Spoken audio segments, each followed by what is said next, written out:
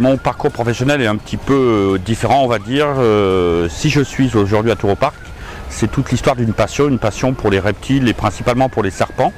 Et puis un jour, le hasard a fait que j'ai rencontré M. Livet, qui est propriétaire du parc.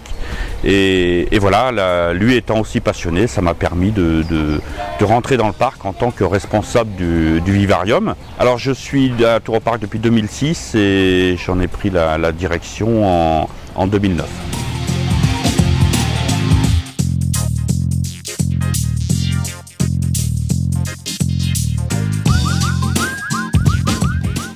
Alors le parc, quelque chose de très intéressant, c'est qu'aujourd'hui c'est son 50e anniversaire, enfin cette année en 2011, donc on va fêter cet événement fin mai. Et donc c'est un parc qui est sur 12 hectares et qui est à la base un parc zoologique quand même, c'est quand même l'activité la plus développée dans notre établissement. Et puis ensuite il y a des attractions.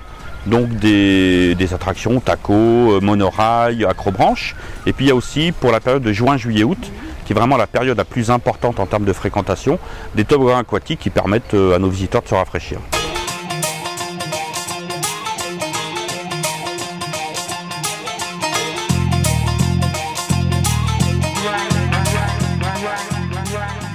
Alors les différents métiers à Tours au Parc, dans un premier temps c'est une entreprise comme une autre, avec de l'administratif, de la compta, de la gestion. Et puis en plus, par rapport à une entreprise, on va dire, entre guillemets normale, il y a aussi toute l'activité zoologique, bien évidemment, avec les soigneurs animaliers qui s'occupent de nos animaux en permanence, une responsable zoologique qui s'occupe de la gestion de toute l'activité zoologique, et puis il y a ensuite une chargée de pédagogie, une chargée d'animation qui s'occupe de l'accueil des visiteurs et puis un petit peu de toute la pédagogie qu'on met à disposition de nos visiteurs.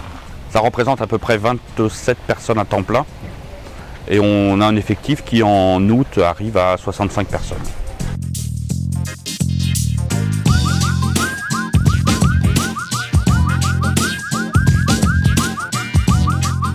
Avec les éléphants et les phoques, on fait beaucoup de travail, notamment de l'apprentissage médical. Et le matin, généralement, on va dire c'est le premier gros nourrissage à 11 h, même si je viens déjà les voir à 8 h, voir si la nuit s'est bien passée. Je regarde s'il n'y a pas de soucis au niveau des yeux.